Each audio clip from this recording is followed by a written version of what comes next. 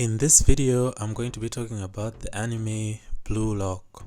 Blue Lock is a sports anime about football that follows our protagonist Isagi, who is a big fan of football and is a football player himself, and it just goes through his emotions and feelings as a football player and all the issues relating with football.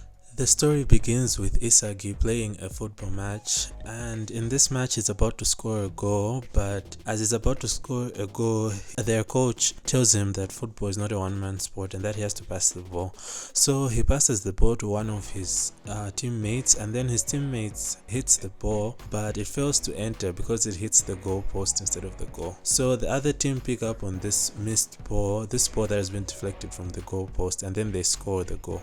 So the story starts with Isagi losing a football match, and this football match would have qualified him and his team for nationals. So upon returning home from the football match, he screams in frustration over his loss of the game, and he really freaks out these kids who see him screaming because they're like, what's that about? Anyway, he makes it back home in time for supper, and his parents notify him that he's received a letter. The letter is an invitation to the Blue Lock program, which will be held the next day morning, and in the invitation letter it says where he's supposed to go in order to meet up for the program. So as he goes to the place where they're supposed to meet up, where the people who have been invited to Blue Lock are supposed to meet up, he meets up with someone that he knows, Kira, who was the person who scored the winning goal against his team that would have qualified him for nationals. So as they enter the building, they find out that a lot of other boys have been selected into the Blue Lock program. So basically, Blue Lock is this program that aims to enroll the best strikers in high school Japanese football. So basically, Blue Lock is like a program where they're trying to build the best football player, mostly striker. They're trying to build the best striker in Japan who will take Japan to the World Cup and ultimately win the World Cup.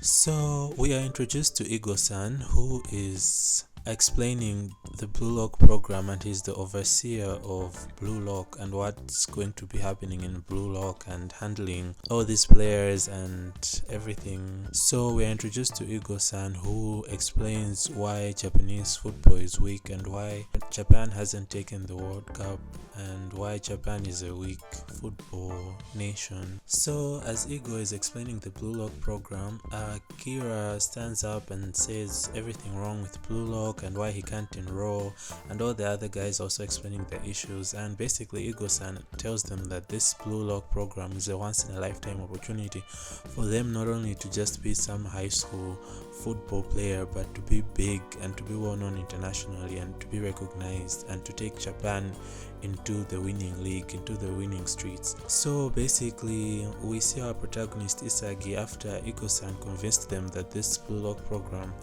is a good program and it's worth it if they really want to advance their football career and football skills. So we see Isagi run towards Blue Lock and all the other guys who had their doubts and issues with Blue Lock to take on Blue Lock. So after getting into Blue Lock, we see that Igo-san has immediately given them a challenge, and their challenge is to play tag. So basically they're given a football, and whoever gets hit by the football is out of Blue Lock program. So they're playing this game of tag and stuff, and I don't know why the music is so intense in the background. I was so surprised by that because it's like the first episode. So they're playing tag, and basically this tag thing, Igo-san has taught them that if you get kicked out of Blue Lock, like you're out. If you're out, you're out. There's no coming back in. So the stakes are really high, even though the game itself is childish. We're introduced to other new characters and also introduced to rankings in the Blue Lock system, and we know that Isagi, our protagonist, and all the other guys who are seen in this game of tag are low ranked players, so their skills are not as good as the other players who are in Blue Lock, but still they were chosen to be in Blue Lock. The game of tag ends really badly. It ends really badly, not for Isagi but for Kira, because of one of the other characters who I'll talk about later, Bachira, passing the ball to Isagi. Isagi kicks the ball into Kira's face. I don't know why that scene was so violent. So this means that Kira is out, because the time Isagi hits the ball onto Kira, time's up, so there's no more play after the time is over. Kira gets hit by the ball in the face, and Ego tells him that he's out of Blue Lock, and whoa, he got really angry. Like that scene kind of scared me, because this Kira guy was like a really nice guy, or like in the beginning, in the very first episode, we see him as this really friendly character. So to see this character who's portrayed as friendly and nice in the very first episode to get so angry and to lose it, oh, he was mad. So after Kira gets kicked out, Ego congratulates them and tells them that they're now in Blue Lock, and he explains the ranking system, and basically the lower your rank, your living conditions and things in Blue Lock also be poor. Like the food you can eat and the things you can access within the Blue Lock facility will be limited, and players who are higher ranked have better food and better meals and access to other things that lower ranked players do not have access to. So from the get-go, one thing that I noticed is that Blue Lock, like the facility they're in, looks really dark. Like, why does it feel like they're in prison? Like the colors and stuff, they're just wearing the same things, and just the environment seems like they're trapped there in a prison, and the stakes are so high. Like, why does this feel like Squid Game but the football version, except they still survive after getting kicked out of Blue Lock, but the stakes are so high, because if they get kicked out of Blue Lock, it feels like they lose everything, even though it's just football, and maybe some of them didn't even really plan to take football to greater heights until this Blue Lock program thing. So after a brief training session, it's time for the first match, and it's Team X against Team Z. So they've been ranked according to their capabilities, and our protagonist is in Team Z, so basically they have to fight for their place in Blue Lock. Ego tells them that the more goals they score, the more they'll be able to stay in Blue Lock, because their ranking will go higher. The more goals, the higher their ranking. So it's now time for their first match as a team, even though they don't know each other. The first match is a complete disaster because they are not coordinated at all. Team Z is not coordinated. Everybody wants to score the goal given what Ego said. So they're playing against Team X that has a really good striker and a really good player, Barrow. Barrow is this really tall, intimidating player who's very confident in his abilities. It's 5-0. So after some sort of coordinated play between Bachira and Isagi is about to score a goal against Team X, but then he's frightened of Barrow when he's in the goal range, so basically he passes the ball to another character I'd like to introduce, Kunigami. Kunigami is also this tall player who's like sort of Barrow's height, but yeah, he passes the ball to Kunigami, and Kunigami is able to score a goal from mid-range. So at least the game didn't end in a complete disaster. It ended 5-1 as opposed to 5-0, but they still lost. After losing against Team X, they have to devise a strategy on how they're going to win the next match, which is against Team Y. So in order to win against Team Y, they get to know each other's capabilities and skills a bit better, so everybody shares what they're good at when it comes to playing football. But Isagi isn't sure of what he's good at, and this is explored later on in the show. So it's time for them to play against Team Y with now a more coordinated approach than before. I'm too lazy to remember all the characters' names, but basically the other team, Team Y, has this guy Nico. Let's just call him Boy No Eyes. So Boy No Eyes is really a problem because he's really good at making plays, but after toughening it out and after Isagi understanding the way Boy No Eyes plays, they're able to win. And also it was exciting because Isagi scored his first goal in Blue Lock finally. After winning the match and scoring the winning goal, Isagi is the top ranked player in Team Z, which is exciting. So now it's time for them to go on to their third match, which is against Team W. So it's now Team Z against Team W. So to prepare against this match, they watch the way Team W plays, which I thought it's kind of cool that Ego allows them to watch other players, to watch how they play and stuff. So after observing how Team W plays, they are able to devise a plan on how they're going to play and defeat Team W. So in the game against Team W, Kuon is on fire. He keeps on scoring goal after goal after goal, and this is during the first half of the match, and things seem to be going well in this first half.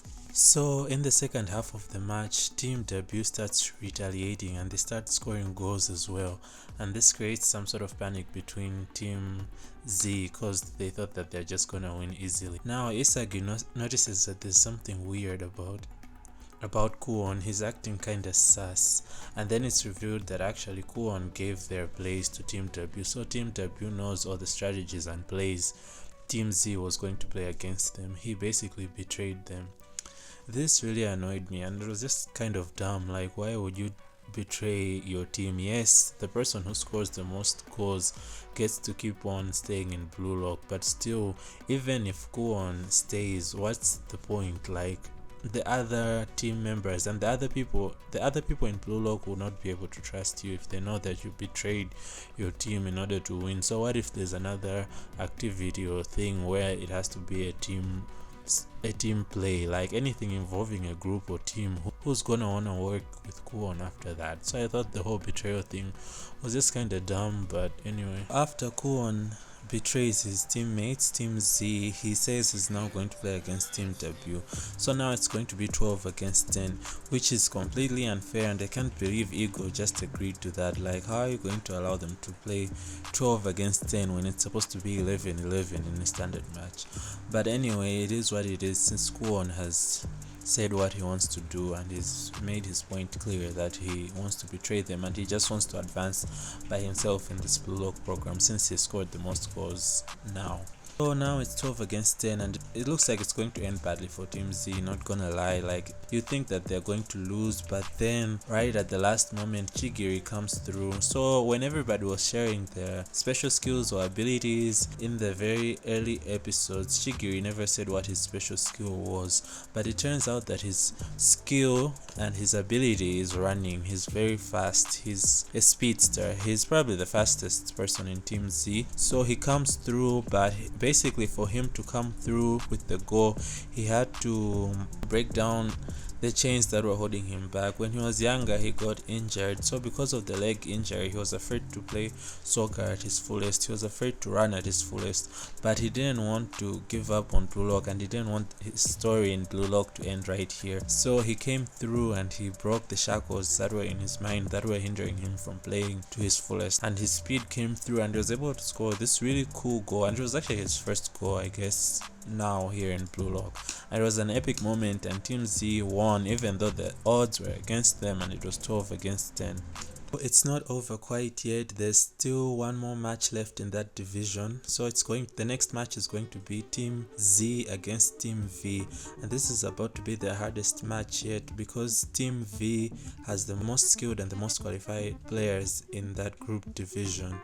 Also, in the next match, Kuon says he's not going to play. Not that we expected him to play. We don't even need him in the match. He can just stay in the background. Betrayers don't get an opinion when I say, like, you just stay in the background. We're just going to pay attention to the other characters. Okay, cool. But this leaves Team Z at a disadvantage because they'll be playing with less players than Team V, which is already a better and more skilled team than they are. Team V has 3 good players who are the center of attention of the team and who are a threat to Team Z, and these players are Rich Boy, Rio, Lazy Genius Nagi, and Zantetsu, but I'm just going to call him Glasses because his name is too long. Right off the bat, we see that Nagi scores a goal and we see that he has amazing ball control, and that's his gift, like that's his ability. Like, the ball control that Nagi has is insane. Like, to even be able to reach the ball and to capture the ball at those strange angles, and not only to like capture the ball but to score a goal afterwards is just kind of insane. But yeah, Nagi scores the first goal and the second goal also. Glasses scores the third goal, and things are starting to look really bad for Team Z because it's now 3-0 and they have to find a way to bring it back. Team Z is kind of panicking, like, what are we going to do now? But Bachira is unfazed. He seems more excited that they're about to lose, honestly, and he shows off his superb dribbling skill by dribbling his way all the way to the other team's goal post. He's able to score a goal. Bachira scores the first goal against Team V, and now his teammates are also inspired to work hard and to improve their weapons or special skills in order to score other goals, because it shows that if they play as average as they do, they're not going to be able to win against Team V. They have to excel their abilities, or they have to push their abilities in order to win against this team. So like I said, after Bachira inspired the others to play better, TikTok here manages to score a goal from a further distance than he usually scores, so it's now 3-2. So Team V buffs up their defense because they don't want to lose, and now they can see that Team Z came to play, and during the plays, Team Z managed to outplay Team V. Chigiri managed to score a goal by utilizing his speed more efficiently, so now it's 3-3. So after Chigiri scored the goal, and now that it's 3-3, Reo is starting to panic. He doesn't know what play to do. So Nagi wakes up and he's like, nah, I know what to do and I'm going to take initiative. So at the beginning of the match, it was mostly Reo or whatever way you pronounce his name making the plays. So now Nagi is like, since Reo is confused and he doesn't know what to do, I'm going to play. So Nagi wakes up and he scores a goal all by himself and he makes the plays, as opposed to Reo just telling him what to do. The goals are 4-3 and Team V is winning, and Team Z feels like they should play defensively, but Shark tells them that nah, this is not the time to play defensively, this is the time to play offensively actually. So they take on more offense, and we kind of start to see Isagi's weapon being used and what it is exactly. Of course, it's mentioned in an earlier episode by Chigiri that Isagi's weapon is special awareness, and he's able to imagine the field and imagine the plays in his head, almost like he's making a mental puzzle and predicting what each player is going to do. And his prediction actually helps in the plays, because Nagi was about to rob the ball from Chigiri, but because Isagi anticipated that, he was able to counter Nagi's play. But Chigiri failed to score the goal, but we can see that Isagi was predicting all of the events. Even though Chigiri failed, he knew that the ball would deflect and reach to another player, Gagamaru, who also hit the ball, who failed to score, but it's okay because Isagi predicted that the ball will now land in a place where someone else who will be able to score from that range will be there. So the ball landed perfect range for Mr. TikTok here, and he scored the fourth goal. So now the goals are 4-4. So the goals are now 4-4, and the next goal ends the match. So the next play really very much ends the match. The next play starts with Glasses offering a long pass to Nagi. Nagi thinks that when he reaches the ball, he's going to score. So basically, Isagi predicts where Nagi is going to go, and Isagi thinks that he can stop Nagi by simply standing in front of him. But Nagi is a genius after all, and instead of kicking the ball with his legs, he just reaches the ball, accepts the ball using his back, which is very unconventional. So since Isagi was the only one who was going to be able to stop Nagi, but now he's unable, it looks like Nagi is about to score. But then suddenly Kuon jumps in and stops Nagi, even though Kuon said he's not going to play. I guess he felt bad about betraying the team and he didn't want them to lose just like that. But now Kuon is handed a red card and he's really not going to play at all. At first he was just in the ground standing there as a background, but now he's out of the field. Like now it's really just 10 against 11. So now it's a free kick for Team V and things are about to get crazy. Reo is about to hit the free kick and they think that Reo is going to pass to Nagi because that's what he's been doing the whole match. But nah, Reo shoots for the goal, but the goalie was ready for that and the goalie deflects the goal. And now when the ball is deflected, Glasses runs over to the ball because he sees a stray ball and he thinks he can win. But Shark is able to stop him because he was ready for that and he knew that somebody is going to go after that stray ball. And now the stray ball goes towards Nagi and everybody's jumping towards the goal to stop Nagi from getting a goal in. But then Nagi shoots the ball lightly over everyone because they thought that he was just going to hit a direct fast shot, but nah, he just taps it over and the ball is flying towards the goal and it looks like the match is going to be over. But then out of nowhere, Gagamaru comes in and stretches his leg as far as possible to deflect the ball from going into the goal and stopping the match from ending. So they have one more shot to save the game. So Gagamaru stopped Nagi from scoring the fifth goal and now the stray ball lands on Isagi, and now Isagi runs for the goal, but then he sees Kunigami also running towards Team V's goal. So now Isagi passes the ball to TikTok here, and TikTok here tries to shoot his mid-range shot in order to score the goal, but then Glasses intercepts and stops him from shooting the ball in order to score the goal. So now the ball goes straight and it's about to go out, but before the ball goes out, Sharks manages to run and as fast as possible and then catch the ball and kick it, and now he passes the ball to Bachir, and now Bachir is able to pass the ball to any other player who is within scoring range. So Bachir sees Isagi and passes the ball to Isagi, but Nagi predicted that Bachir will pass the ball to him and Nagi is about to stop him from scoring a goal. So Isagi decides that in order to score a goal, he just has to kick the ball directly from Bachir's pass into the goal, as opposed to controlling the ball, because Nagi will be able to stop him before he shoots and before he passes the ball to someone else. So now Isagi scores a goal by landing a direct shot, and now it's 5-4 and Team Z has managed to win against Team V, the strongest team in their division.